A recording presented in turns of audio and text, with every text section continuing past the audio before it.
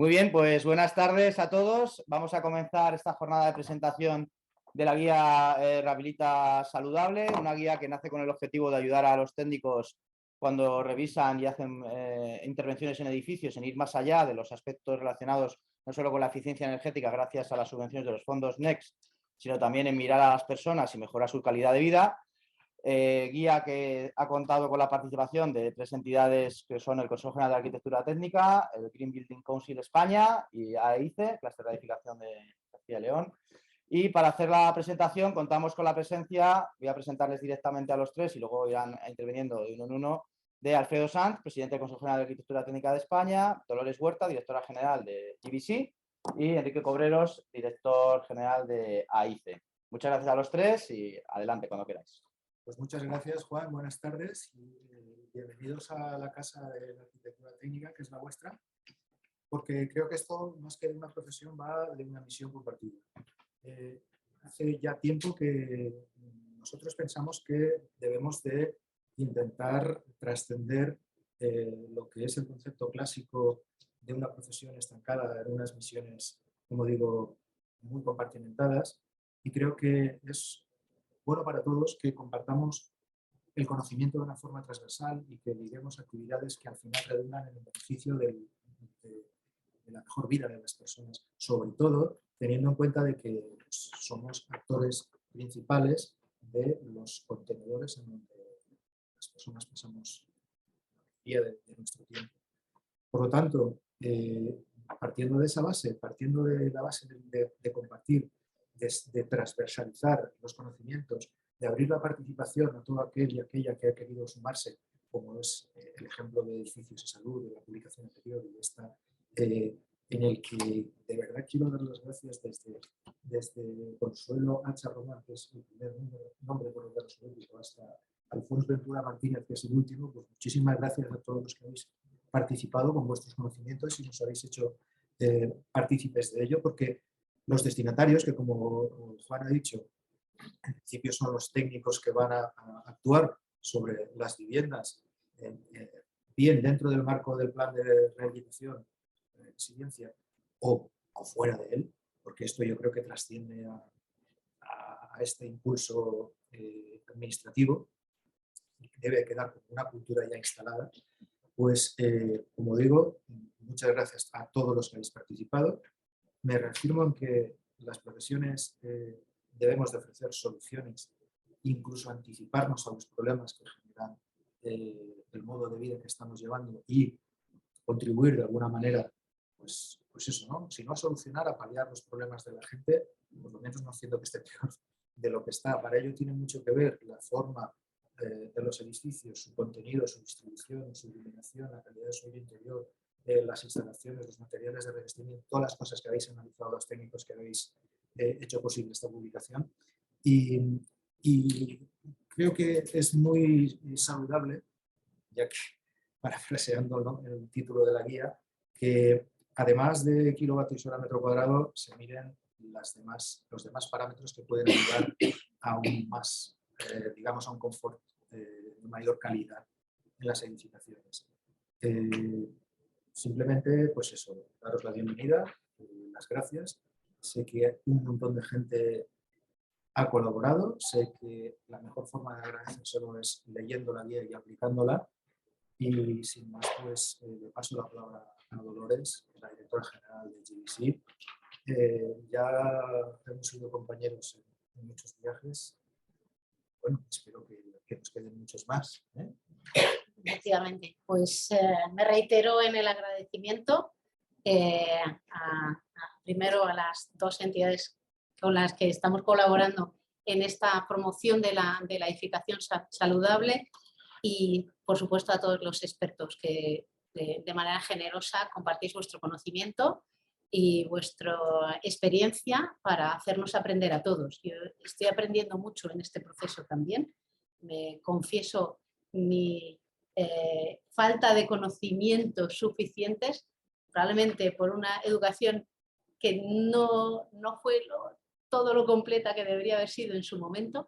Creo que ahora sí que hay una necesidad social de salud y una inquietud. Yo ayer participaba en una sesión con ciudadanos de a pie explicando la rehabilitación y como siempre caímos en el error de explicar la eficiencia energética, el ahorro, la multitud de cosas que eran importantes para nuestro país, la oportunidad de los fondos, y la única pregunta entre el público fue, pero ¿y esto en realidad qué tiene que ver con mi salud y mi confort?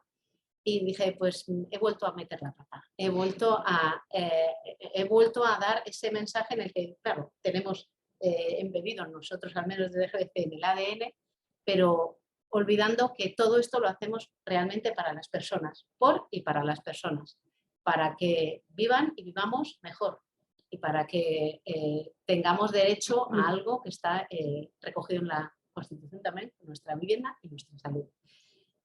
Sin más, creo que la guía habla por sí sola, es muy práctica, creo que sirve como mensaje para los técnicos y para su formación, pero también para lanzar mensajes a la ciudadanía, para hacerlos conscientes y partícipes de cómo mejorar su salud y su confort mejorando su vivienda. Creo que es el mejor mensaje para vender y comunicar la rehabilitación.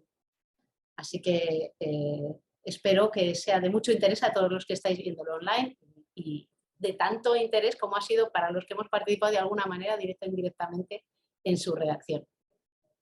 Y le paso, como digo, la palabra a mi compañero de fatigas también, Enrique. Creo que nos vemos en tantos foros Sí, que somos casi familia ya. Bueno, pues gracias Dolores y gracias Alfredo. Lo de intervenir el último tiene muchas ventajas, porque ya sabes lo que has dicho, no tienes nada que decir. Yo me sumo a los compañeros. Bueno, desde el Cluster AICE también reiteramos el agradecimiento, lógicamente, a todos los expertos que habéis participado, tanto en la primera fase como en esta segunda fase, a nuestros compañeros de Fatigas, CEGATE y Green Building Council, y también al MIDMA, al Ministerio, que nos ha apoyado también, y a la Junta de Castilla y León, que nosotros somos de allí y que también nos ha apoyado en este caminar, ¿no? Yo quería trasladaros como 3 reflexiones, ¿no? Muy sencillitas, pero que no por sencillas nos gusta siempre reiterar. Una de ellas es la fuerza de la colaboración. Claro, nosotros somos un clúster y basamos nuestro trabajo en la colaboración, pero es que esa fuerza es inmensa y en este caso hay una colaboración interorganizacional, por decirlo de alguna manera, entre 3 organizaciones que estábamos trabajando en el mismo tema y que dijimos, hombre, vamos a unirnos, que es que uniendo, pues primero trabajamos menos, Sí. que está muy bien, y luego creo que conseguimos muchos más objetivos, ¿no? Y a mí me parece que eso está muy bien. Y luego la colaboración multidisciplinar, porque los expertos que nos han acompañado, 70 expertos o casi 70 expertos, pues cada uno es especialista en una cosa, acústica, iluminación, calidad de aire, etc. Y eso tiene una riqueza inmensa. Y a pesar de que parece una cosa muy sencilla, nos gusta recalcarlo porque creemos que es la base de conseguir objetivos importantes. Una segunda reflexión sería la importancia de construir sobre las fortalezas. Dice, pues vaya tontería. Bueno, pues sí es una tontería, pero muchas veces nos ponemos a hacer algo y decimos, pues venga, folio en blanco, que a los arquitectos nos gusta mucho, en blanco, y venga, empezamos. No, hombre, si ya tenemos fortalezas, ¿no? Vamos a construir sobre lo que ya tenemos fuerte. Y en este caso, que tenemos hoy aquí de presentación, claro, ya teníamos un ecosistema formado, que no es fácil formar un ecosistema de 70 expertos que están dispuestos a trabajar y a, digamos, poner en común y aportar valor, ¿no? Y hombre, ya tenemos el ecosistema. Y, oye, que hay que rehabilitar mucho, que nos dice aquí que además tenemos la obligación, el Green Deal, tal, hay que rehabilitar. Hombre, pues vamos a ver cómo esto que estamos haciendo de salud podemos aplicar a la rehabilitación, cosa sencilla, ¿no? Pero bueno, hemos aprovechado las fortalezas y hemos conseguido, bueno, pues entiendo, creo, porque la guía yo creo que está bastante bien, es sencilla, pero aporta un cierto valor, ¿vale? Entonces, me parece importante recalcarlo, porque la tercera reflexión es sigamos. Es decir, tenemos un ecosistema, estamos trabajando muy bien, nos entendemos perfectamente, hay que dar el tercer paso. Y yo ya tengo, desde el clúster, tenemos algunas ideas para este tercer paso, que como no lo he hablado con mis compañeros, Todavía no lo desvele, esto es en el vamos próximo a desvelar, capítulo. pero en la última parte de la jornada de hoy creo que debemos dedicar unos minutos a debatir sobre ese tercer paso y nosotros proponemos una propuesta que, bueno, pues podrá ser esa u otra, pero yo creo que hay que aprovechar esta fortaleza que tenemos encima, que es todo este ecosistema que se ha formado y este grupo de personas interesantes, expertas, grandes profesionales, que son capaces de hacer o que sois capaces de hacer esto. Y nada más, eso es lo que un poco os quería comentar y como soy el último, me toca, como me han dicho, que presente a nuestra invitada de hoy para la charla inaugural, que es María González Vázquez, jefa del Servicio de Estrategia de Vivienda del Ayuntamiento de Madrid, a la que le agradecemos profundamente su presencia. Gracias, María. Pues un aplauso para vosotros.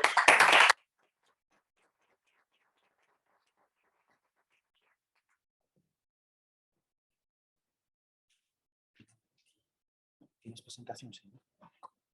Muy bien, pues mientras María González va abriendo la presentación y se prepara, simplemente aprovechar este impasse para recordaros que la guía está totalmente disponible y gratuita en las webs de los 3 organismos, tanto de GBC, AICE como el CEGATE, se puede descargar y está disponible ya mismo.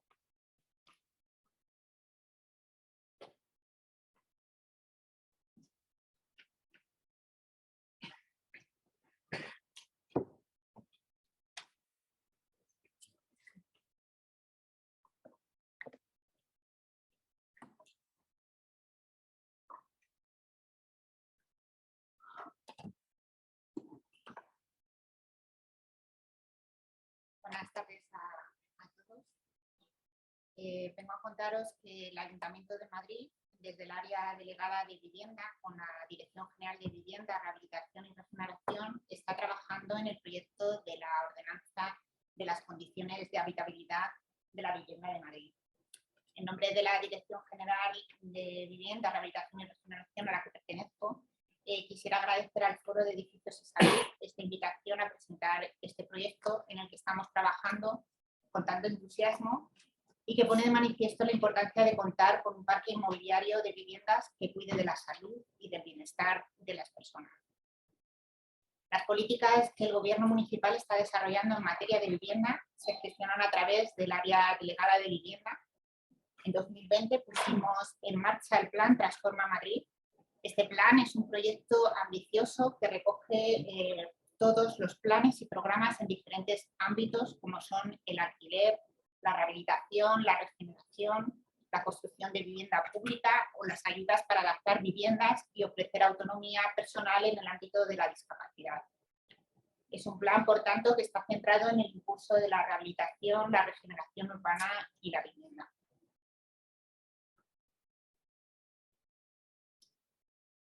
En el año 2020 nos vimos obligados a recluirnos en nuestra vivienda con motivo de la COVID-19. Fue entonces cuando se expuso y magnificó las diferencias sociales debido en gran medida a las condiciones de las viviendas existentes, destacando el vínculo entre la vivienda, la pobreza y la vulnerabilidad. Los hogares no siempre resultan acogedores si no se puede disfrutar del entorno o si los edificios que las albergan y los barrios en los que se encuentran dificultan o excluyen la relación social, el disfrute del medio ambiente, del deporte, del ocio, etc. El enfoque de la vivienda debe poner en el centro de atención a las personas y con una perspectiva de derecho. Es necesario garantizar la asequibilidad y accesibilidad de las viviendas y que las mismas sean ubicadas en entornos con servicios cercanos y concebidas bajo estándares adecuados de confort. La propuesta de la ordenanza de habitabilidad tiene su origen en los acuerdos de la Villa, aprobados por el Pleno del Ayuntamiento de Madrid el 7 de julio de 2020, en concreto la medida que dice textualmente elaborar una ordenanza de habitabilidad que regule las condiciones de edificación en la ciudad a la luz de las necesidades y circunstancias detectadas durante la pandemia de COVID-19 y en los años anteriores. La ordenanza tratará aspectos como las condiciones higiénicas de las viviendas, el tratamiento de terrazas, balcones y azoteas, el diseño de los espacios comunes para adaptarlos a las necesidades de trabajo, zonas de aparcamiento, de bicicletas, naturalización de edificios, etc. Paralelamente, la Unión Europea y España han fijado objetivos de desarrollo más sostenibles para nuestra sociedad de carácter social, económico y medioambiental. De este modo, la Unión Europea, a través de la Agenda 2030 para el Desarrollo Sostenible, el Pacto Verde Europeo 2019 y la Ley Europea del Clima, obliga a conseguir la neutralidad climática a partir de 2050. Los diferentes estudios y agendas a nivel europeo ponen de manifiesto un nuevo enfoque de la habitabilidad y del desarrollo sostenible de las ciudades, coherente con los principios de sostenibilidad, igualdad y neutralidad climática. Todo ello redunda en la consideración de la habitabilidad como un concepto complejo y amplio que incluye cualidades de los hábitats que inciden en las personas y rebasan los requisitos básicos exigibles a la edificación por las normas técnicas corrientes. Una realidad tan compleja necesita un instrumento de análisis que precise su ámbito de estudio, aspectos incidentes, una metodología de medición y parámetros de ponderación que permitan diagnosticar los problemas como estadio previo a poder actuar eficazmente. Igualmente, esta necesidad de conocer y evaluar la habitabilidad es la palanca que puede permitir actuaciones en cumplimiento del mandato de la Constitución a los poderes públicos de promover la igualdad y la libertad efectivas y remover uno de los principales obstáculos de participación económica y social que constituye la deficiente habitabilidad. ¿Y cómo se ha enfocado este reto? Pues, dada la multifocalidad del tema de la habitabilidad, se definió un proceso inicial de carácter intraadministrativo con unas mesas de trabajo y workshops dentro de la organización municipal para dar respuesta al enfoque de la ordenanza de habitabilidad en todos los ámbitos de vivienda, edificio y barrio, incluyendo transversalmente las características de los usuarios. Con el informe de conclusiones y síntesis de las sesiones internas, se preparó una consulta pública que ha estado abierta a la participación ciudadana desde el 13 de marzo hasta el reciente 11 de abril y cuyas conclusiones, que todavía no hemos recibido, serán recogidas y atendidas en el documento de la ordenanza. La semana que viene se pone en marcha un grupo de trabajo externo en el que se pretende generar un proceso participativo entre todos los agentes con implicaciones en materia de vivienda, generando, por tanto, un foro de discusión en el que todos puedan aportar su experiencia y conocimientos para sentar las bases de la evaluación de la habitabilidad. En este camino contamos con la colaboración de GBC, que nos está ayudando con la preparación y puesta en marcha tanto de las sesiones internas que ya se han celebrado como de las sesiones externas que comenzamos, como he dicho, la próxima semana.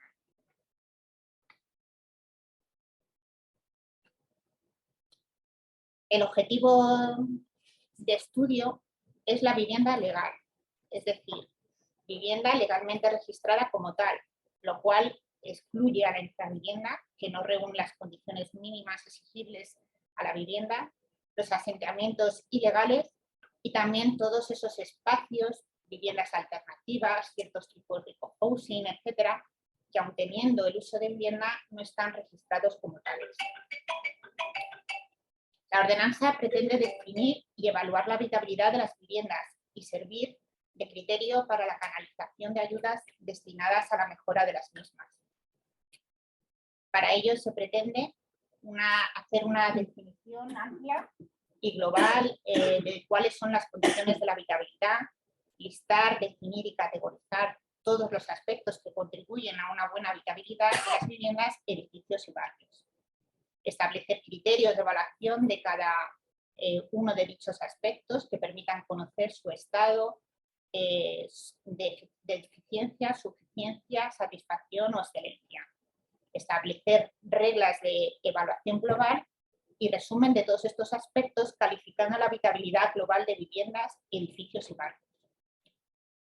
Establecer un certificado o etiqueta que valore la habitabilidad y arbitrar medidas de promoción, incentivo y mejora de la habitabilidad. Por tanto, la ordenanza pretende ser un referente principal de conocimiento de la calidad de las viviendas en relación a la habitabilidad y la justificación de las medidas de estímulo e impulso de su mejora. La habitabilidad es una cualidad que rebasa las condiciones básicas que regulan el Código Técnico. Esto es mucho más cierto cuando tenemos en cuenta el ámbito temporal de las normas y la situación por la que las viviendas actuales obtuvieron su habitabilidad o habitación de uso. La norma aplicable a cada momento y el ámbito temporal de aplicación de las actuales normas permite que las viviendas actuales tengan características muy diversas y prestaciones variadas en relación con las vigentes condiciones básicas exigibles para una nueva construcción. Pero no hay ninguna norma que ponga en relación todas estas exigencias con las necesidades individuales amplias que comprende el ejercicio de habitar. No hay condiciones básicas que regulen la igualdad de acceso a los servicios urbanos, educativos, económicos, sociales, culturales, etc. No hay permeabilidad a cuestiones transversales que la sociedad actual está demandando, tales como la igualdad de género, neutralidad climática, interconexión generacional y cultural, integración social, etc. Podemos tener una vivienda perfectamente aislada y cumpliendo rigurosamente las normas aplicables por el Código Técnico y la legislación sectorial puede resultar ciertamente inhabitable si consideramos otros parámetros habitualmente que manejamos cuando estamos ante la elección de una vivienda, como puede ser la proximidad de colegios, el abastecimiento alimentario, la cercanía a los centros productivos y de trabajo, entorno social, seguridad, cobertura digital, ornato y diseño, seguridad en la posesión y tenencia, aspectos religiosos, biodiversidad, sin agotar la lista. Más allá de la posibilidad de actualizar las viviendas a las actuales exigencias técnicas, es necesario un instrumento de evaluación de la habitabilidad que permita definir el concepto y permitir la evaluación de todos los aspectos que globalmente inciden en la habitabilidad percibida por el individuo, que son el confort, la utilidad y la satisfacción de las viviendas. Entender la habitabilidad como una cualidad de la vivienda en relación con su habitante implica tener en cuenta todo tipo de factores, los inherentes a la construcción, sus materiales, instalaciones, condiciones térmicas, acústicas, hidrotérmicas, de seguridad estructural, de uso, accesibilidad, etc. Pero esta perspectiva no agota las necesidades individuales para habitar una vivienda. La integración social en el entorno, la satisfacción de todas las necesidades vitales de trabajo, alimentación, acceso a la cultura, a la economía, necesidades de integración y relación social, igualdad, seguridad física y moral, en definitiva, plenitud y felicidad vital, son bienes que determinan la habitabilidad efectiva y real. En los grupos de trabajo de estas mesas internas se alcanzó como conclusión una estructura coherente, incluyendo todos y cada uno de estos aspectos proveedores de bienestar, de la calidad habitacional, que se denominan bienes y que se agruparán en categorías. Sus ámbitos de estudio, entendiéndolos como una cebolla, según la cual todo gira en torno a la vivienda, se definen así tres ámbitos: la vivienda, el edificio y el barrio. En la evaluación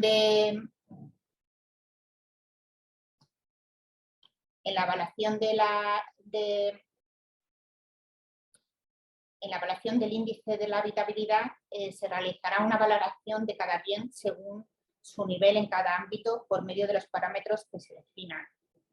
Y por último, encontramos aquellas variables transversales, aquellos aspectos que contienen considerandos de relevancia acerca de las personas en relación con los bienes, como pueda ser la edad, el género, la diversidad social y cultural, la resiliencia, reducción de la vulnerabilidad, economía, seguridad de tenencia y usabilidad.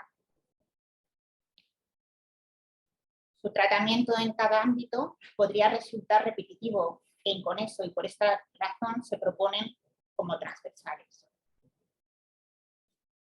En cuanto a los bienes o cualidades proveedoras de bienestar, aquí se muestran algunas de ellas, aunque en el documento de conclusiones se incluyen muchas más. La calidad espacial, la accesibilidad, seguridad estructural, seguridad envolvente, bueno, pues una lista bastante grande. Estos bienes se van a agrupar en categorías que se definen como campos de agrupación en la matriz según su distinta naturaleza, para posibilitar así un análisis estructurado, de modo que su presencia y sus niveles puedan finalmente caracterizar una calidad habitacional.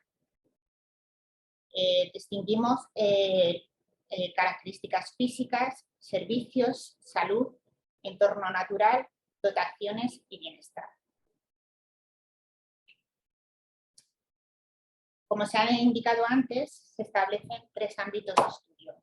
Por un lado, tenemos la vivienda, que sería el ámbito más propiamente privado e íntimo, cuyo uso normalmente corresponde de manera exclusiva a uno o a varios particulares, sean familia o parte de una familia o formen parte de otro tipo de relación y acuerdo interpersonal.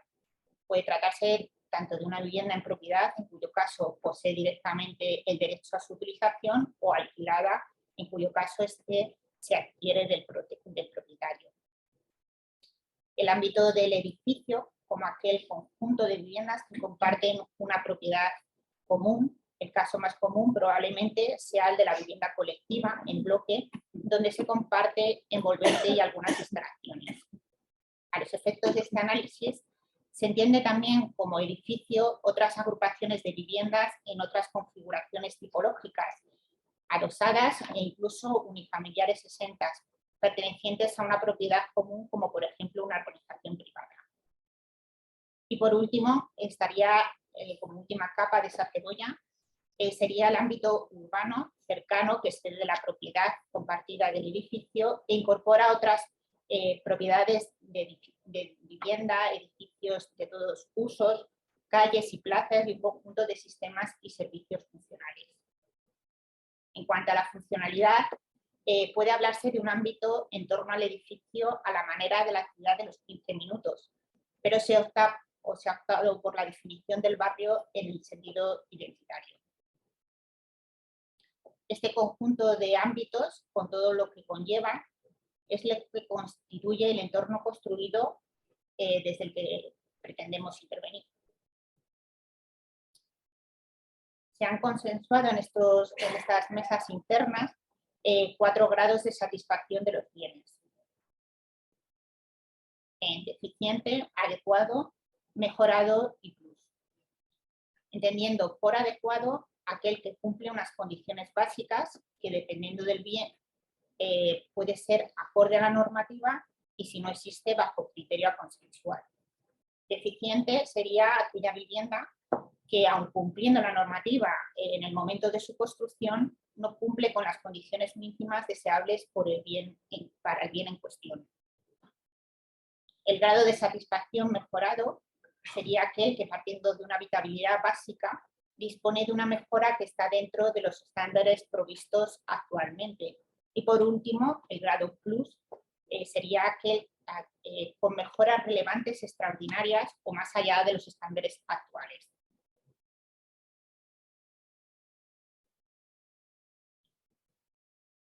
No siempre se puede concretar el individuo que se relaciona con el ámbito. Generalmente se estudia la relación de los ámbitos con un ciudadano estandarizado. Las variables, lo que pretendemos con estas variables transversales es introducir cómo puede modificarse esta relación en función de las características diferentes del individuo, como son el género, la edad, la vulnerabilidad, la situación económica, social, etc.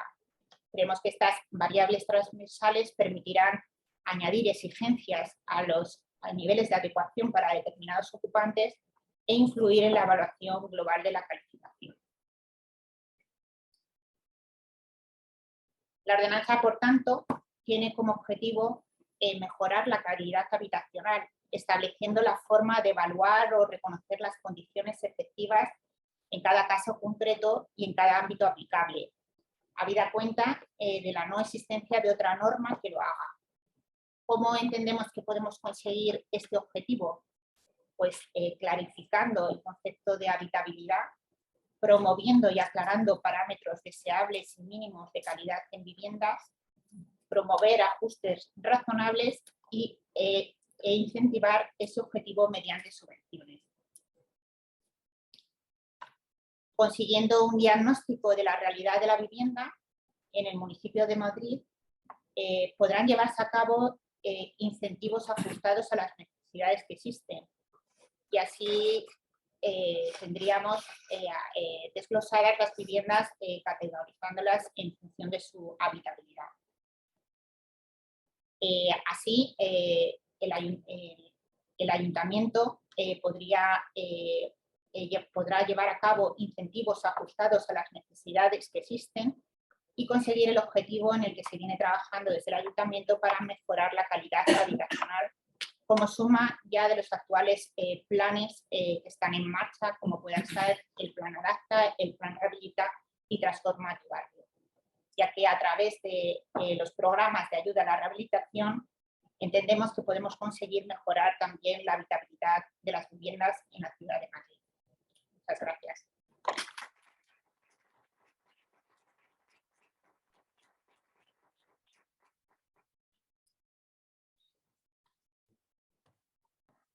Muy bien, pues muchas gracias, María. Muy interesante.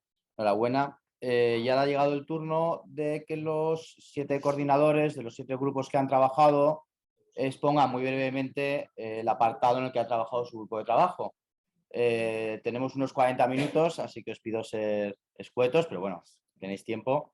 Y entonces vamos a empezar por el primer grupo de trabajo que ha coordinado Consuelo Hacha, la Universidad Politécnica de Madrid, que ha sido el grupo de trabajo que ha, valga la redundancia, trabajado sobre el confort hidrotérmico.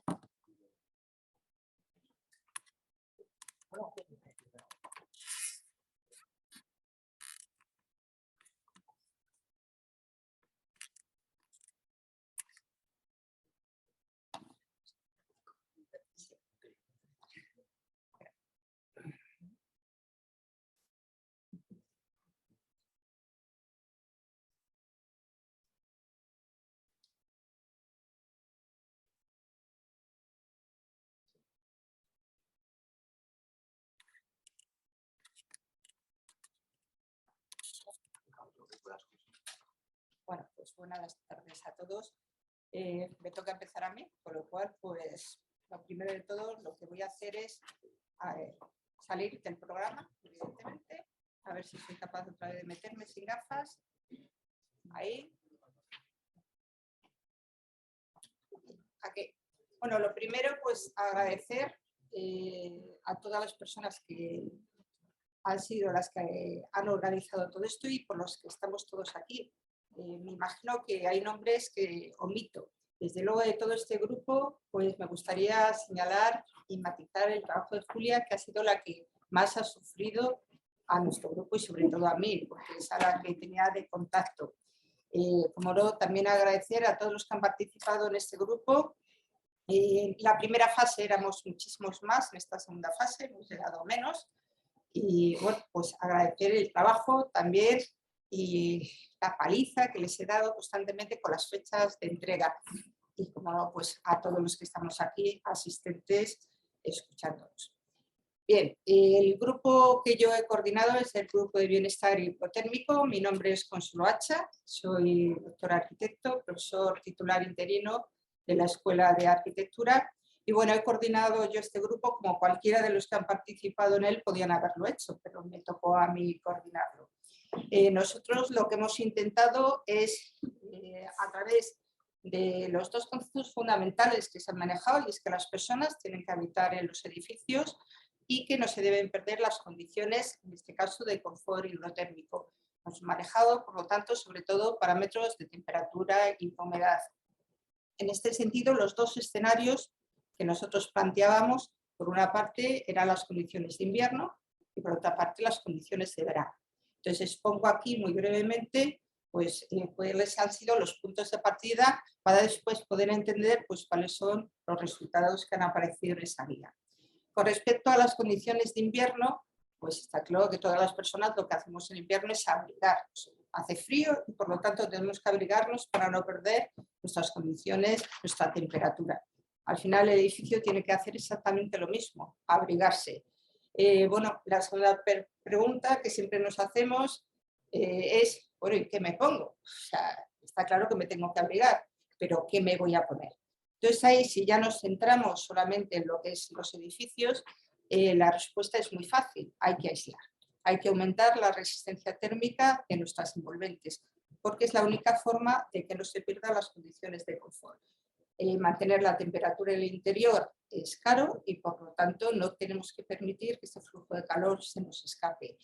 Para ello, el aislamiento puede ser tanto por el exterior como puede ser por el interior.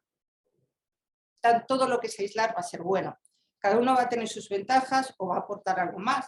Por ejemplo, el aislamiento por el exterior además aporta lo que es inercia térmica, pero desde luego es la primera estrategia y la reina en condiciones de invierno. Si pasamos ya al siguiente escenario, que serían las condiciones de verano, pues en las condiciones de verano las dos estrategias reinas sería primero protégete del sol, de esa radiación solar, y segundo, pues utiliza todas las estrategias pasivas que puedas emplear. En ese sentido, pues ahí la fotografía dice, bueno, pues abánicate, que es una estrategia que en Madrid pues, funciona muy bien. Potenciar esas pérdidas por convección.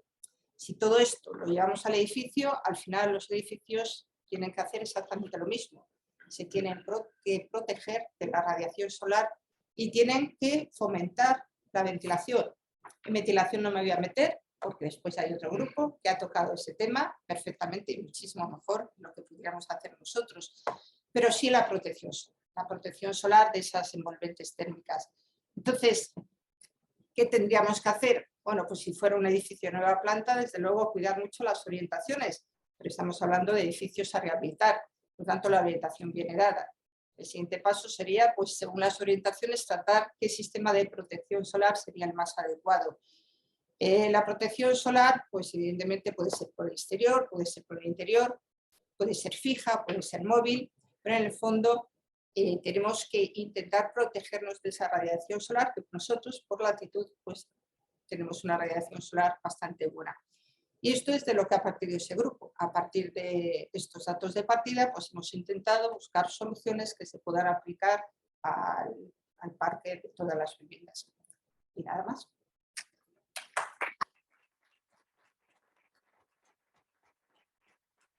Muy bien, muchas gracias, Consuelo. Pues es el turno para el siguiente grupo, en este caso Salubridad y Calidad Interior, y su coordinador, que ha sido Daniel García de Frutos. Adelante, Daniel, cuando quieras. Muy bien, pues lo primero, gracias a todos por venir y sobre todo gracias al equipo de trabajo. Voy a intentar sintetizar y quizá voy a bajar demasiado al detalle sin extenderme mucho, pero creo que siempre con las cosas concretas podemos tener una visión de las cosas que se han hablado en el grupo y de las aportaciones del mismo.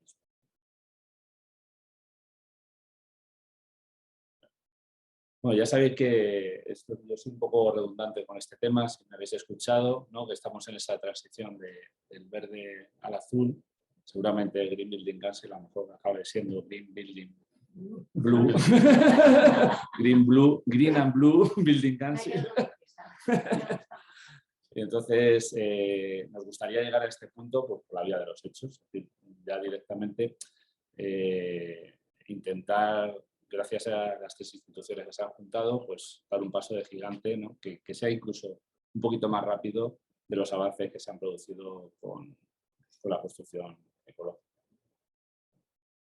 Lo primero, sin avasallar mucho, pero sí que me gustaría poneros aquí algunas ideas que se han sacado, no todas se han completado en el libro, pero sí que es importante que entendamos que para nosotros hay una carencia de información. Y esa carencia de información es algo que normalmente no se paga, no se financia, o sea, hablamos de investigación y está muy bien, todo el mundo quiere que se investigue, pero luego hay que poner fondos para ello. Entonces, nosotros somos muy partidarios de que haya conocimientos a través de los sensores, que eso se implante de forma masiva. Esos sensores pueden ser, hoy por hoy, con el Internet de las cosas, estos sensores han bajado bastante de precio, la intercomunicación es mucho más sencilla. Entonces, como ejemplos estarían los sensores de CO2, que se han utilizado de alguna manera también en época de COVID, pero para nosotros también, por ejemplo, el tener la ventilación controlada es muy importante, ¿no? Para la calidad de aire. Por lo tanto, necesitamos sensores de presencia, algún identificador de que realmente la ventilación tiene un fin, porque muchas veces tenemos los edificios acondicionados y a lo mejor nadie los está disfrutando. Es un poco contradictorio, ¿no? Por eficiencia, tanto térmica como en la calidad de aire. En la calidad de aire tenemos un problema importante y es que, bueno, el tiempo de respuesta no es cero. Es decir, si nosotros tenemos un edificio con cierto nivel de contaminación, aunque solo sea por CO2, lógicamente necesitamos minutos para que aquello pase a una fase más saludable. Pero bueno, eso se tiene que resolver con sistemas técnicos que anticipen esa respuesta, ¿no? de los sistemas de climatización. Sensores tanto internos como externos. Los sensores externos lanzamos una idea que quizá es elaborar, pues, hacer una interrelación entre la contaminación exterior y la interior mediante unos mapas de contaminación para así poder tomar decisiones en el interior en función del entorno que nos rodea, ¿no? O si no, pues tomar a escala de edificio generalmente mediciones concretas de determinados contaminantes en el exterior, ¿no? Para ver la conveniencia o no de aplicar ventanas abiertas o sistemas de ventilación mecánica. En cuanto a las ventanas abiertas nos parece importante porque además creo que cogen muy de lleno la eficiencia energética y de esto no se habla porque es muy difícil de legislar y todo lo que no sea legislación no se suele hablar mucho, ¿no? Es qué ocurre con los edificios que realmente desperdician energía, no porque estén mal planteados, simplemente porque se les dé mal uso, ¿no? Ponemos un ejemplo de lo que sería un edificio con una alarma de ventanas abiertas, ¿no? Cuando no hay presencia de personas o si la hay cuando realmente es inconveniente. Bueno, esta información, ¿para qué? Pues simplemente es para tener un control. Pues pongo ahí un dato porque es lo que nos tenemos que leer los técnicos.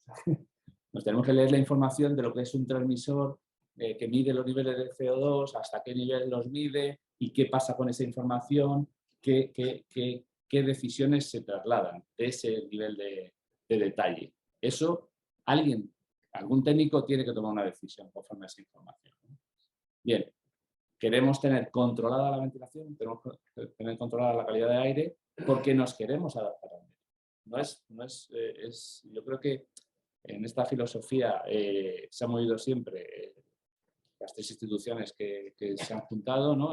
No es un rechazo, o sea, no se trata de hacer edificios de espaldas al medio para hacerlos más saludables, para hacerlos más ecológicos en materiales contaminantes. No, se trata todo lo contrario, ¿no? De integrarnos en este medio.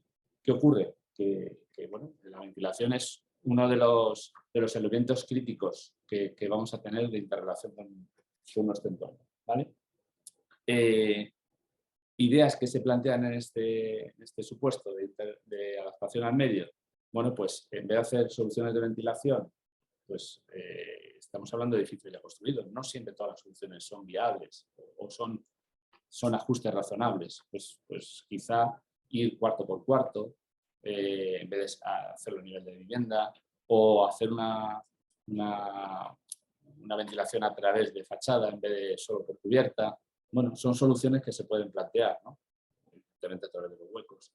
Y esto siempre, claro, teniendo el punto de vista de la normativa que tenemos vigente, ¿no? Tenemos algunas de las instrucciones que nosotros, lógicamente, proponemos en algún caso para mejorar ventilación, como sistemas de doble flujo o recuperación de calor, o todo lo que sean sistemas que implementen, un poco por volver a donde empecé, todos los sistemas de automatización y control de edificios, que eso ya venía recogido en la directiva de 2018. Bueno, en cualquier caso, y por poner un punto que no me corresponde directamente, la normativa, por ejemplo, la reciente, relativamente reciente, del radón, pues nos hace confirmar que vamos un poquito detrás de las necesidades. O sea, que esto que sirva para ir un paso por delante de lo que vendrá luego, que será una licitación, ¿no? Vamos a intentar, gracias a esa iniciativa, una operación fantástica del Ayuntamiento, pues vamos a empezar a poner en valor cosas que ya hace mucho tiempo, por ejemplo, a través del sello del Green Building Council, que se nota un poquito vuestra mano en la aportación, ¿no? De ir viendo lo que es premium, lo que es una aportación especial avanzada. Eso hay que incentivarlo mucho, yo creo, ¿vale? Nada más. Muchas gracias a todos.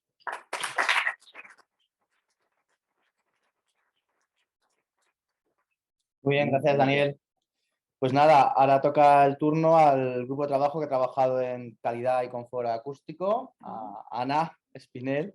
Muchas gracias, Ana, cuando quieras. Bueno, pues buenas tardes a los que estáis aquí y a los que estáis en casa. Yo he tenido la suerte de coordinar un grupo de trabajo muy motivado.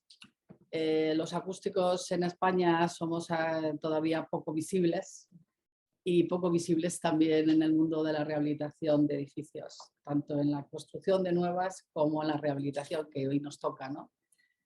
Cuando se nos planteó el tema en AICE y por GBC, el trabajar en esto, en la primera parte del Congreso Life Habitat, bueno, pues cogimos muchísimas fuerza, muchísima experiencia, que traíamos mucho aporte de conocimiento, porque como veréis el grupo está con mucha carga de conocimiento, desde la universidad, desde la investigación, desde la experiencia de los aparejadores y los arquitectos. Había un grupo muy interesante y además empresas que llevamos tiempo llevando la aplicación de la acústica a la realidad, ¿no? a la solución, ¿no? Y incluso los fabricantes también entraban dentro de este grupo que os lo voy a presentar. Aquí, ¿sí? ¿Estoy? Bueno, no sé si está aquí. Vale. Entonces, yo aquí doy las gracias primero a ellos, ¿vale? Porque han trabajado mucho, han aportado mucho y creo que en este grupo, bueno, fuimos capaces, incluso siendo demasiado valientes, de definir lo que era un edificio acústicamente saludable. Os lo voy a leer literalmente porque creo que es importante que lo compartamos con vosotros.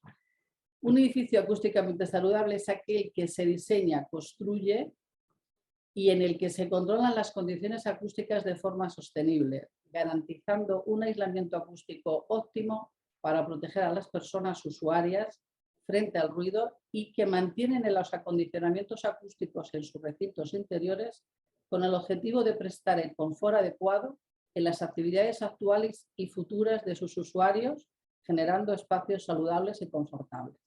Esto es lo que denominamos como EAS, ¿no? Tuvimos el valor de llegar hasta esta definición.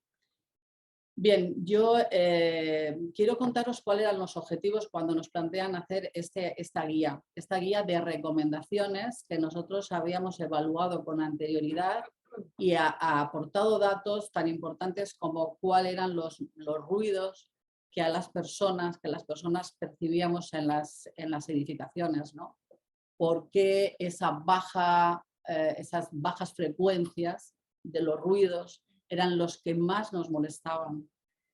¿Por qué esos índices de ruido y de vibraciones que no se estaban midiendo actualmente para certificar los edificios, que sí que les teníamos medidos, nos estaban produciendo esa molestia en los usuarios, ¿no? Y también, por otro lado, buscar el por qué la rehabilitación. Teníamos varios objetivos, ¿no? ¿Por qué se rehabilita? Se rehabilita porque se tiene que actualizar el edificio, por cambio de uso, por muchos aspectos diferentes que se puede generar una rehabilitación, ¿no? Por el cambio de instalaciones. Entonces empezamos a trabajar y creo que conseguimos definirnos que nosotros éramos transversales. Nuestra situación era una prestación transversal. En todas las actuaciones que se pudieran generar en una rehabilitación teníamos que participar. Entonces cogimos los trabajos que estaban haciendo nuestros grupos de trabajo paralelos en paralelo con nosotros y empezamos a trabajar sobre ello. Eso ha sido nuestro objetivo. ¿Y por qué no me sale esto así? Esto va a ser. ¿No? ¿Por qué no sale? Me da lo mismo, ¿eh? Ahí. Entonces, nuestro objetivo principal, que es proteger del ruido a las personas que van a estar en el interior de los edificios, atendiendo al aislamiento acústico que tienen entre recintos y a la mejora del confort, incorporando algo como es el acondicionamiento acústico en residencial, porque las residencias también se usan para trabajar, por lo cual era un aspecto nuevo que nosotros considerábamos que teníamos que hacer en esta guía, esa recomendación, ¿no? Estudiar especialmente los recintos protegidos, que ya están definidos en el Código Técnico, en el documento básico HR, y sobre todo también las zonas colindantes de recintos ruidosos o de actividad. Cuando surge esta situación en la que la actividad está en el propio edificio y tienen actividad y residencial, o hotel y residencial, o vivienda turística o residencial. Cuando hay una multiactividad en el propio edificio también es importante. Nosotros los hemos identificado como recintos más ruidosos que los habituales en la convivencia de residencial y lo hemos puesto de esta manera. Creíamos que era uno de los objetivos a cumplir. Hicimos unas consideraciones previas que era colaborar con los grupos que estaban trabajando para hacer recomendaciones en líneas transversales y fue un poco el planteamiento que nos hicimos. ¿Vale?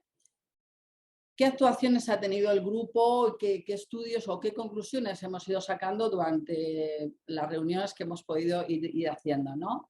Primero, en el punto del grupo de los materiales, ¿no? ¿Qué debemos de decir en la elección de los materiales y productos, ¿no? Que sean saludables, ¿no? Que las prestaciones técnicas ya no solamente cumplan la IPPC y la C, sino que también tenga esa información técnica de los ensayos acústicos que tienen el producto dentro del sistema. Porque hay muchas informaciones que nos llegan cuando diseñamos y tenemos mucha información que nos llega cuando ejecutamos, pero a veces ni es la misma y a veces no es la suficiente. Con lo cual para nosotros era importante. Dentro de la rehabilitación, como no sé quién ha dicho anteriormente, lo tenemos como muy enfocado en las ayudas económicas a los aislamientos térmicos o eficiencia energética de los edificios.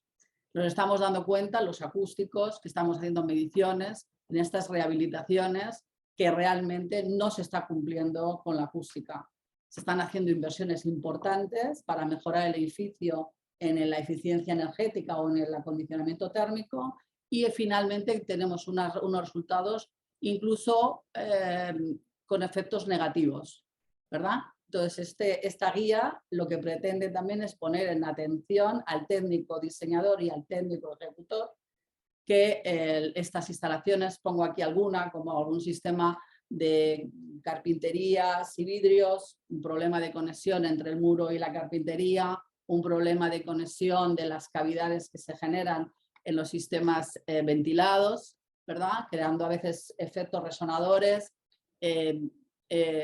muchos ejemplos, ¿no? En los que la eficiencia térmica tiene que sumar a eficiencia acústica para que realmente esa envolvente donde se está aplicando la solución y la rehabilitación sea adecuada. Entonces aquí pues poníamos ejemplos como que no pueden ser muy reflexivos. Luego también incorporábamos temas importantes como que el efecto también de la envolvente puede ser proactivo para atenuar el ruido exterior y bajar el nivel de contaminación acústico de las ciudades, pudiendo ser un elemento más en la generación de absorción acústica y que absorban el ruido de tráfico, que es uno de los elementos más problemáticos en las ciudades, ¿no?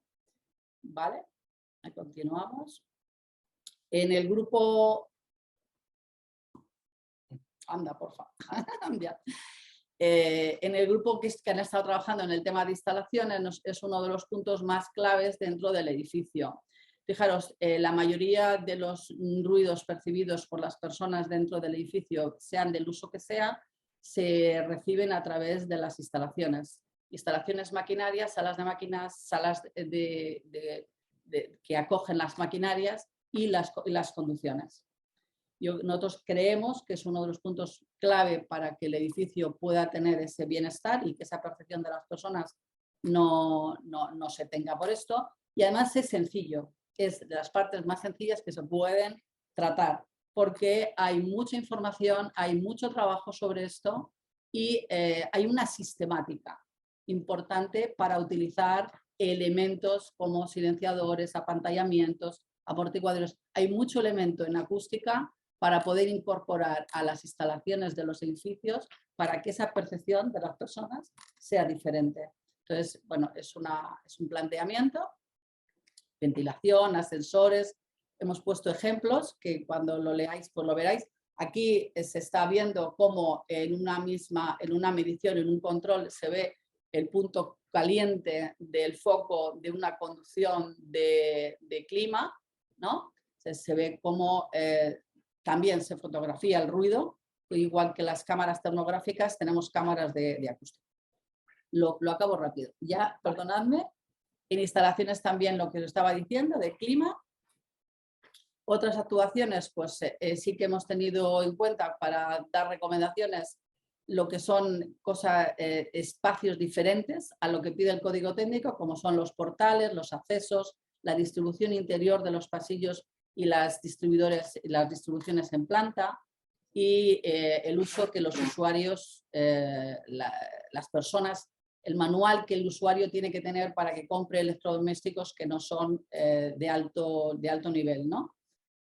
Hay una cuestión importante que ha pasado durante la época en la que hemos desarrollado este trabajo, que ha sido la aprobación en España por AENOR de una norma técnica nueva en la que podemos identificar y clasificar a los edificios según su nivel de acústica, ¿vale? Creo que estas referencias de estas tipologías, de las 74-201, que se aprueba en el 2021, puede ser un referente muy interesante para los edificios acústicamente saludables, porque se pueden tener de referentes, ¿no? Entonces esto incorpora el acondicionamiento acústico, incorpora recintos protegidos de diferente naturaleza, muchas interesantes referencias que yo os invito a que las veáis. Invitamos al técnico que lo vea. Y finalmente todo el tema de control, el edificio tiene que estar medido. La mayoría de las comunidades autónomas de España están pidiendo mediciones con acreditación ENAC, con lo cual nos podemos tener referencias, trazabilidad, garantía de que esos edificios construidos tienen esa certificación acústica óptima para las personas.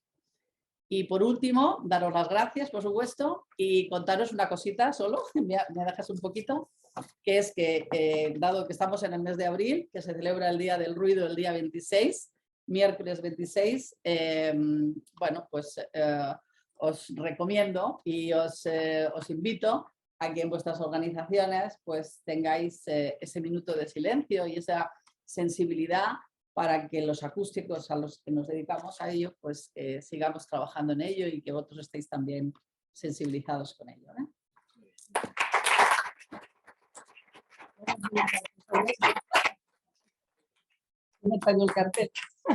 Muy bien, muchas gracias, Ana.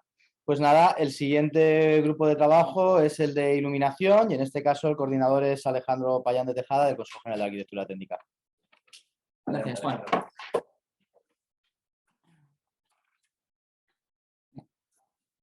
Buenas tardes a todos. En principio, obviamente agradecer a todos que estéis aquí. Yo creo que es un esfuerzo muy grande el que hacen muchas personas que ni siquiera son de Madrid el asistir presencialmente a esta jornada.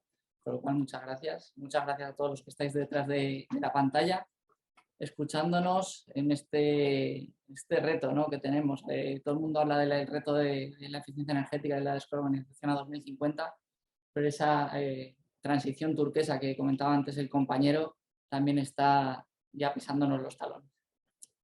Bueno, a mí lo primero, por seguir con los agradecimientos, tengo que decir que he contado con un grupo magnífico.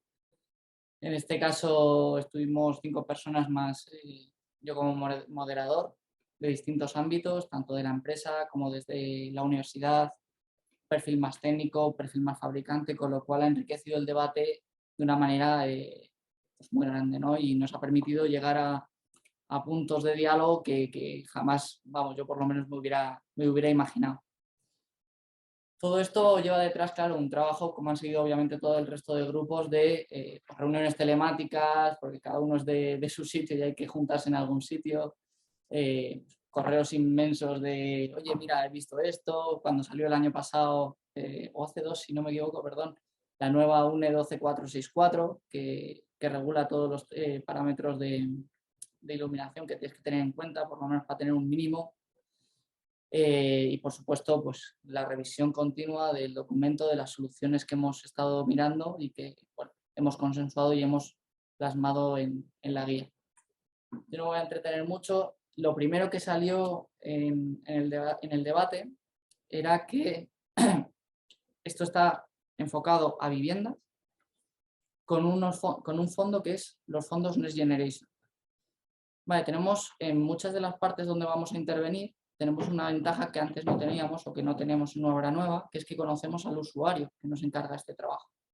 Con lo cual podemos hacer un perfil de usuario para de verdad adecuarnos a lo que necesitan, adecuarnos a esa salud y hacer un edificio saludable que al final no deja de ser un edificio adaptado a cada persona que vive en esa vivienda. Por esto a mí me gusta de la publicación, una de las cosas que más me gusta es que si podéis le prestéis un poco más de atención a esa primera parte de diagnóstico inicial. Esa primera parte en la cual decimos qué tiene nuestra casa, pero no solo de tiene una estructura de pilares, tiene una máquina de refrigeración fenomenal. No, vamos a fijarnos un poco en el usuario. Vamos a preguntarles a los usuarios cómo quieren vivir en sus casas. ¿Quieren vivir bien? ¿Quieren vivir de una manera confortable? Bueno, esto es una oportunidad que con las rehabilitaciones que podemos acometer tenemos esa oportunidad, ¿no? Por eso una de las cosas que planteamos también es hacer una encuesta sobre el modo de vida, ¿no?, que tienen las personas en sus viviendas para llegar a ese DCP, a ese diseño centrado en las personas.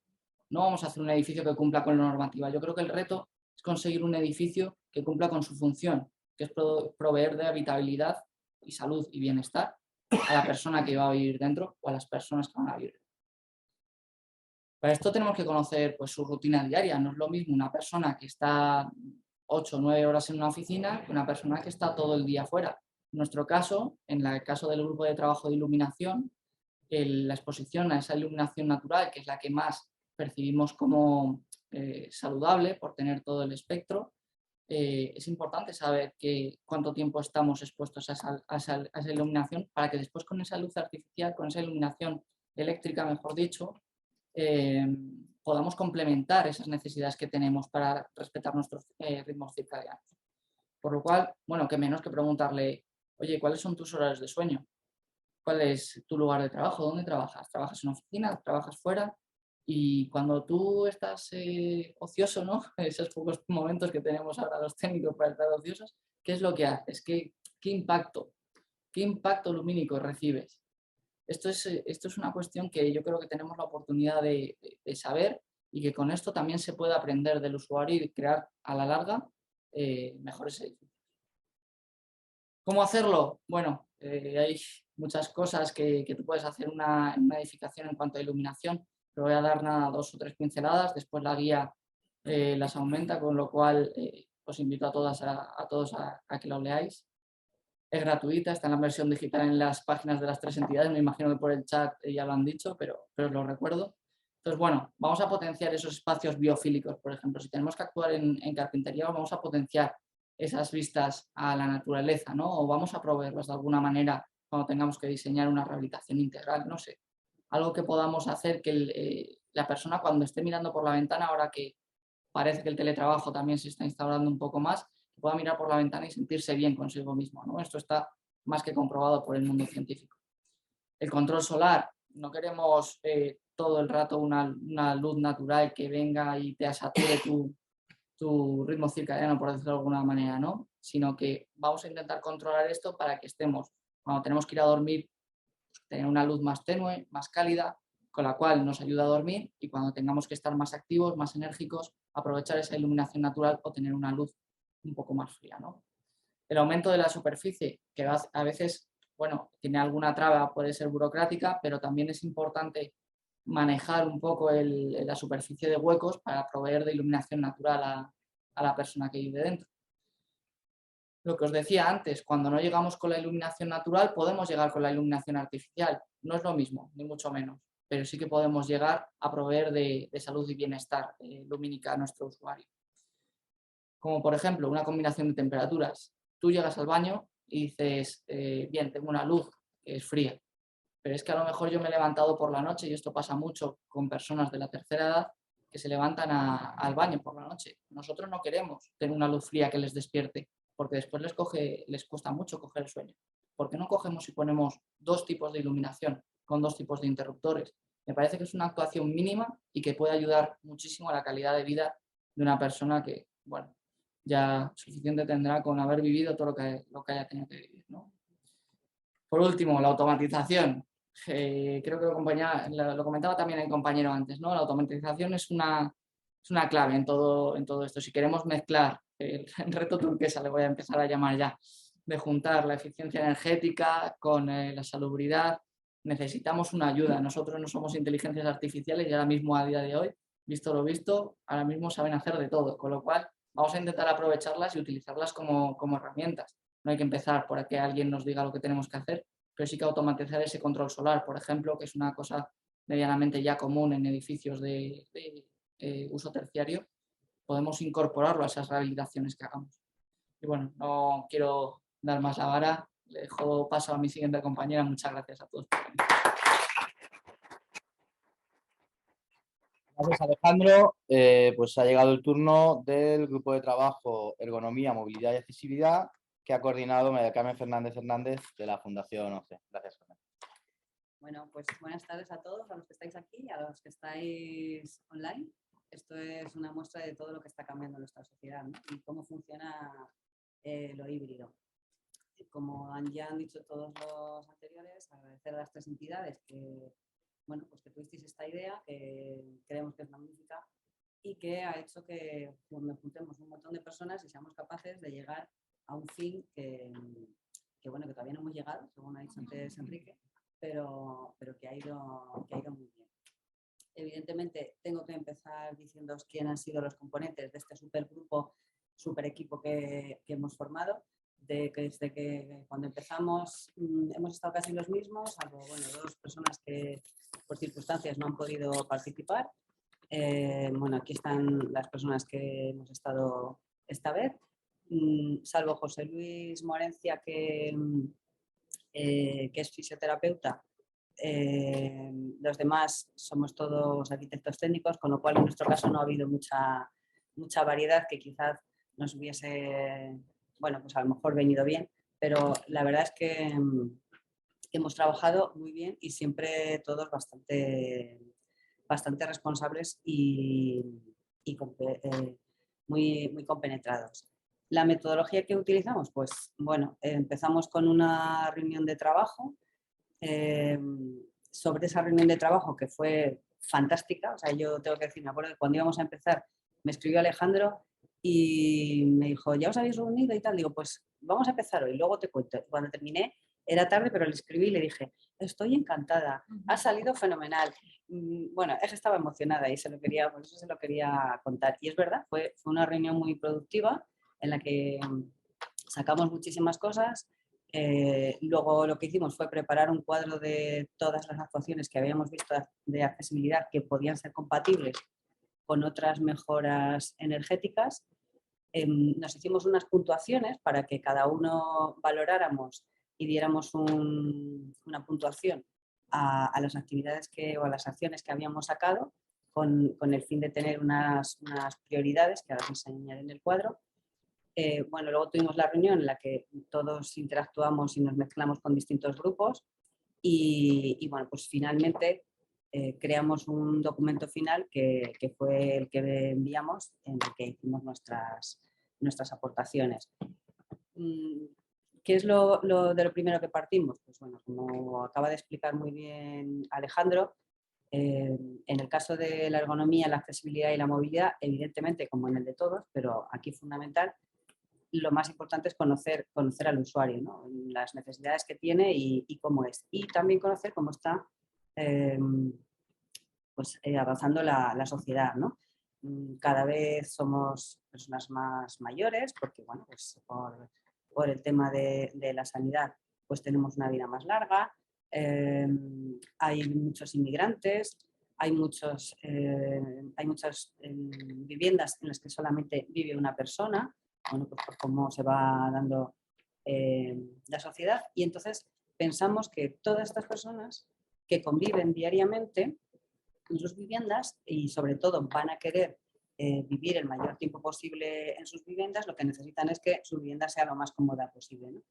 Y partiendo de ese gran abanico de diversidad que somos las personas, que bueno, pues antes la directora hablaba, y es verdad, siempre tenemos que pensar en un prototipo estándar, pero es que el estándar, ¿quién es el estándar?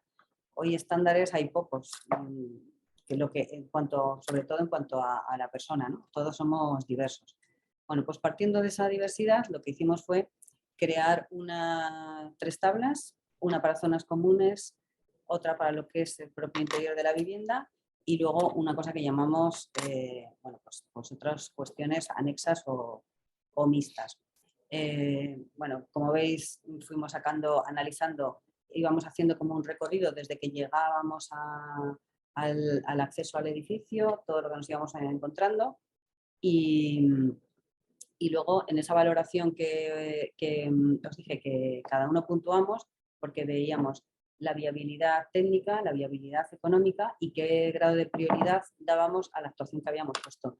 Y además, bueno, pues en la casilla de observaciones pues íbamos poniendo a quién le podía resultar a lo mejor interesante, que facilitaba esa actuación. Y todas esas cuestiones fueron las que, como os digo, pues analizamos para hacer poder luego puntuar en una viabilidad técnica, en una viabilidad económica y darle una prioridad, siendo conscientes de que la rehabilitación no puedes empezar ahí entrando, a todos nos encantaría entrar con una máquina, tirar todo y empezar de cero, pero evidentemente pesa muchísimo el tema económico y eso no lo podemos hacer, ¿no? Y por eso considerábamos era importante que el poner la prioridad. Y bueno, pues fue un poco curioso, ¿no? En algunas cosas coincidíamos, pero había otras cosas en las que éramos dispares a la hora de tener las ideas. En esta parte, como os digo, estaba más relacionada con la vivienda y bueno, pues nos centrábamos como en cosas, por poner un ejemplo, pues esta, ¿no? En el sustituir todas las placas vitrocerámicas y halógenas por placas de inducción, pero importantísimo que se piense en los mandos, ¿no? En cómo se manipulan, porque ahora todo el mundo las hace que sean táctiles y las personas mayores, pues realmente yo este año he tenido que cambiar la placa de mi casa a mi madre y ha sido dificilísimo encontrar una placa que fuese fácilmente entendible, ¿no? Entonces, bueno, pues veíamos que cosas tan sencillas como esas, porque a veces en otros grupos habréis tenido cosas más complejas, pero nosotros en este grupo pues veíamos que hay muchas cosas con las que simplemente cambiar a lo mejor nuestro punto de vista que llevamos arraigado, ¿no? Nuestra forma de hacer las cosas que llevamos arraigado de mucho tiempo o en ser un poco conscientes de las necesidades que tienen, se pueden resolver estas cuestiones de accesibilidad, ¿no? Pues, no sé, por poneros otro ejemplo, veíamos como siempre se ha puesto al lado de la ventana la cuerda de la persiana, porque claro, ahí es donde estaba el tambor y es donde estaba. Ahora que ya se están haciendo las persianas automáticas, ¿por qué se sigue poniendo el mecanismo al lado de la ventana y tienes que saltar por encima del sofá algunas veces o no llegas? Si es a distancia, lo puedes hacer por domótica, no es necesario que el mecanismo... ¿Pero por qué se sigue haciendo? Pues lo seguimos poniendo al lado de la ventana porque así lo hemos hecho durante toda la vida, ¿no? Entonces, esas cuestiones a veces de simplemente un cambio de mentalidad, pues era lo que veíamos, ¿no? Igual que también, y lo que íbamos recogiendo, igual que también, pues como antes ha comentado Daniel, nosotros como técnicos debemos de ir por delante de las necesidades que van surgiendo, porque para eso conocemos y diseñamos los edificios en los que conviven las personas, ¿no? Y en cambio, pues muchas veces vamos detrás de las necesidades que realmente tienen las personas, ¿no? Y pues, por poneros otro ejemplo, todavía estamos en muchos casos asumiendo el radio de 1,50 para el giro de una silla de ruedas en el cuarto de baño, para un baño accesible, cuando ya tenemos que estar pensando en otras necesidades que tienen otras personas, pues, como las personas ostomizadas que necesitan cuartos de baño específicos, además, y eso es a lo que nosotros nos tenemos que adelantar, ¿no? Y no seguir pensando en lo que de alguna forma pues, debe estar más o menos asumido. Y bueno, pues ya para finalizar, el último punto en el que pensamos fue en ese que os estoy diciendo, ¿no? En el de, además de las cuestiones propias de la vivienda, pues otras cuestiones que fueran un poco genéricas, ¿no? Y sí que hicimos bastante hincapié, por eso está puesto así señalizado en otro color, la importancia de crear un anexo que fuera junto al libro del edificio con recomendaciones de cómo tiene que ser el uso de un edificio saludable para dar unas pautas a los usuarios, ¿no? Porque muchas veces pues ellos a veces no saben ni cómo utilizarlo, ¿no? Y bueno, pues este capítulo se da por finalizado y esperamos al siguiente.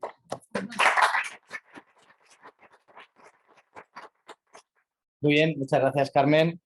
Pues ahora es el turno de otra Carmen de Besa, de AICE, que nos va a explicar, aunque ella no ha sido específicamente la coordinadora, pero sí ha estado en contacto directo, nos va a explicar un poco el trabajo que ha realizado el grupo dedicado a calidad del agua. Gracias, Carmen. Gracias, Juan. Buenas tardes a todos, a todas. Efectivamente, quiero pedir disculpas en nombre de la coordinadora, de María José Farré, del Instituto de Investigación del Agua de Cataluña, que no ha podido acompañarnos esta tarde. Y eso explica que mi intervención vaya a ser brevísima, porque en este grupo, en este capítulo, realmente yo he sido oyente. Es un gustazo oíros, escucharos a todos, a todas, porque aprendo un montón. Y ahora me apetece estar en todos los capítulos, esto va a ser un problema. Capítulo de calidad de agua. En realidad el agua potable que llega a nuestros edificios tiene buenas condiciones, es potable, es salubre, no hay ningún problema.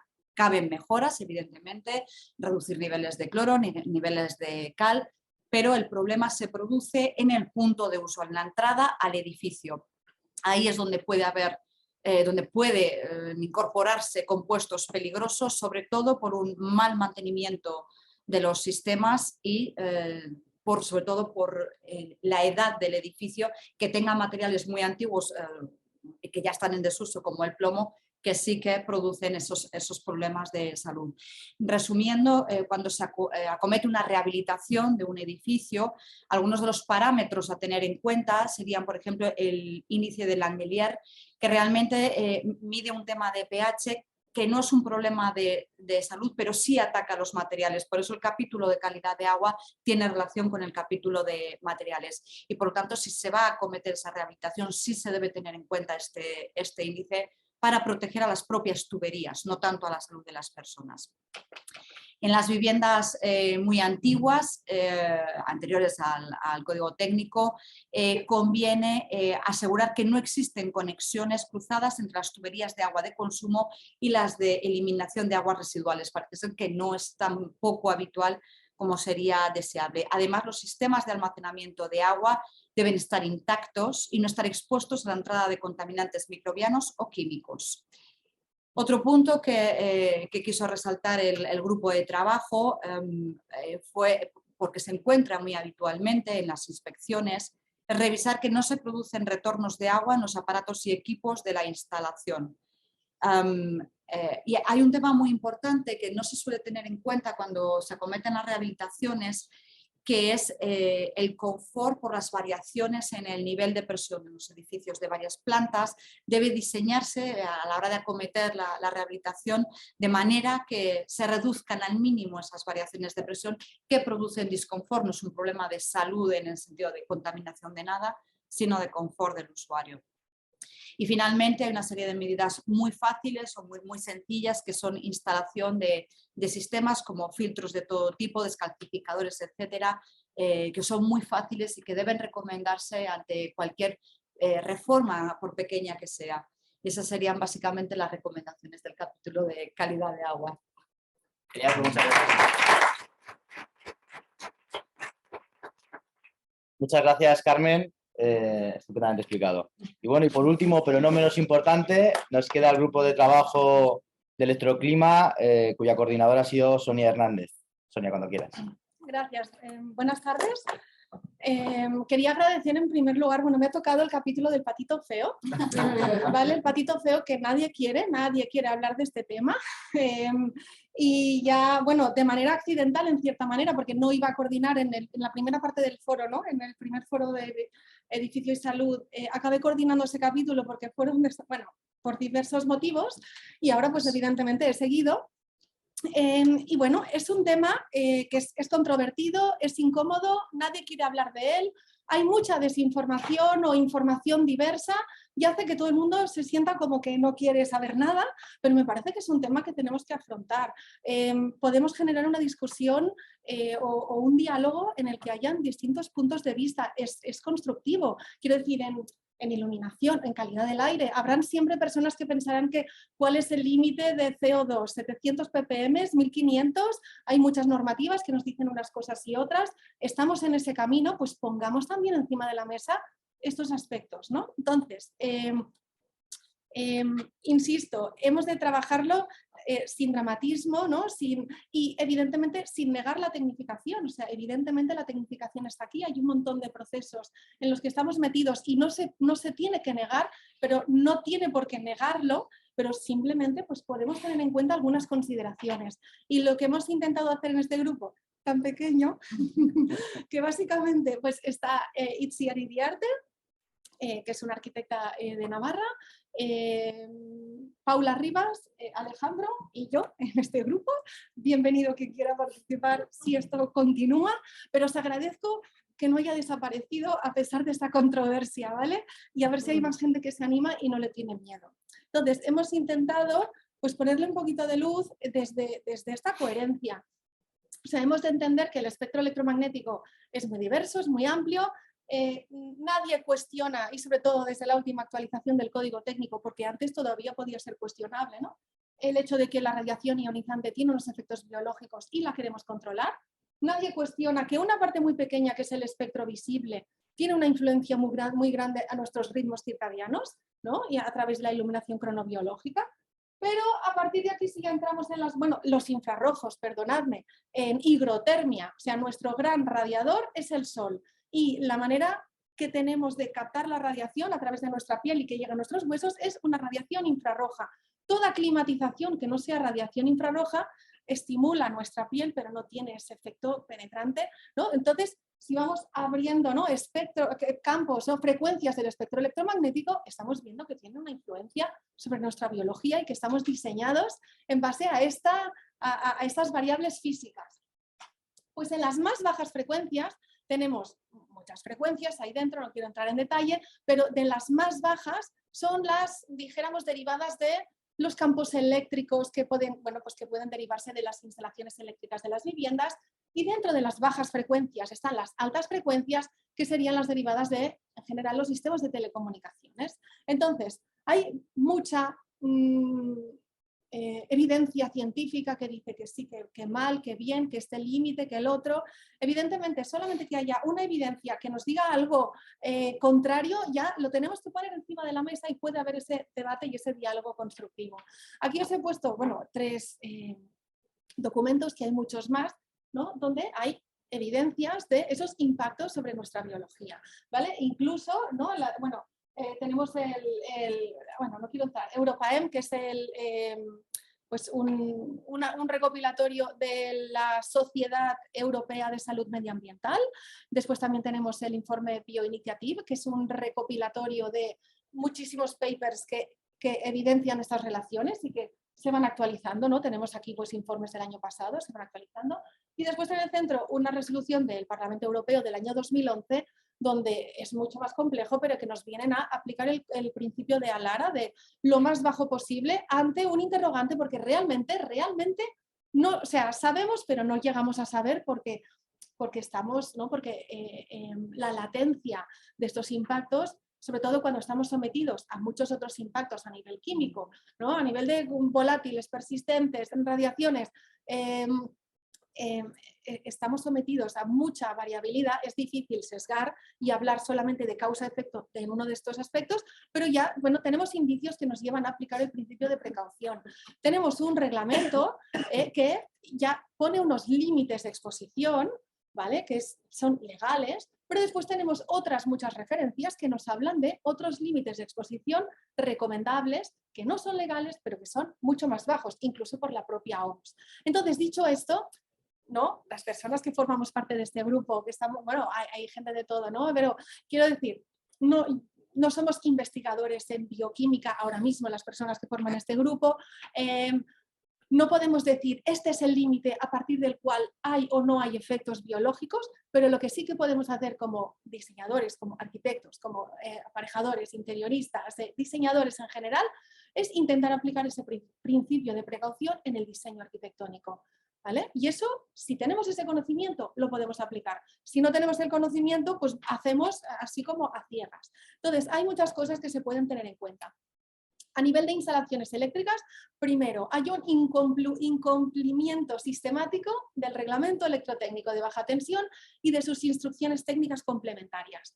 A nivel de toma de tierra, hay una ineficacia absoluta de las tomas de tierra de los edificios, y esto sería similar a tener un sistema de fontanería que no tiene red de saneamiento. ¿Verdad que tú abres el grifo y el agua se va? Y nadie se cuestiona que no haya un tubito que se lleve el agua, pues que no haya toma de tierra es similar a que no haya una red de saneamiento en un sistema hidráulico. Pues es algo que se tiene que tener en cuenta, ya no solamente por sobretensiones y por posibles problemas de electrocución, sino también por derivar esas cargas eléctricas a tierra, ¿vale? Esto por un lado. Entonces, si se hace edificios nuevos, se siguen incumpliendo porque hay, ¿no? La normativa nos dice que tiene que estar conectado a tierra todo el sistema eléctrico, pero también las masas metálicas. A ver quién conecta los montantes de pladur a tierra, ¿vale? Hay países donde es obligatorio, ¿eh? Y aquí no sé si alguien lo hace, ¿vale? Entonces, hay una serie de... No, pero bueno, pero esto después genera una serie de problemas que también tienen que ver con la accesibilidad, tienen que ver con el bienestar. Entonces, ¿se pueden diseñar edificios bajo criterios biocompatibles? Sí. ¿Es mucho más caro? Yo te diría que no, si lo tienes en cuenta. Si lo tienes en cuenta, hay un mogollón de cosas que se pueden hacer y ya mejoran y reducen ese impacto, sin pensar que nos vamos a morir quiero decir, sin ese dramatismo, pero con coherencia y con conocimiento. Entonces hay distintos criterios que se pueden tener en cuenta a la hora de realizar instalaciones eléctricas, que no vamos a entrar, hay algunos detalles aquí, pero que insisto que muchos de ellos lo que están diciendo es cumple la normativa, ¿vale? Por otro lado, a nivel de instalaciones de telecomunicaciones, aquí entramos en un tema todavía más complejo, ¿no? Estamos todo el rato en muchos de los otros compañeros hablando de que necesitamos datos, de que tenemos que monitorizar, ¿no? Y evidentemente eso es totalmente cierto porque necesitamos saber, pero cómo instalamos toda esa monitorización y cómo controlamos todos esos datos se puede hacer de muchísimas maneras. Estamos a tiempo de implementar también criterios como de salubridad electromagnética. Podemos estar igualmente conectados, podemos monitorizar teniendo en cuenta pues, la frecuencia en la que se hacen esas conexiones, si son inalámbricas, que a lo mejor resulta que las podemos conectar por cable, pero si no se puede, ¿en qué frecuencias estamos trabajando? ¿Cada cuánto se envían esos paquetes de datos? ¿Cada 2 segundos? Si vamos a medir y vemos esa frecuencia y vemos esos, ¿no? Cada 3 minutos estar expuestos a esa radiación, o podemos espaciarlo, podemos dirigirlo. Hay muchos aspectos que se pueden tener en cuenta si los consideramos desde el principio. También se pueden trabajar variando la frecuencia de emisión. Hay frecuencias que tenemos ya evidencia de que son menos nocivas que otras. Pues bueno, son temas que creo que se tienen que poder tratar, ¿vale? Y entonces eso desde el punto de vista de campos alternos, ¿no? Que son relativos al espectro electromagnético.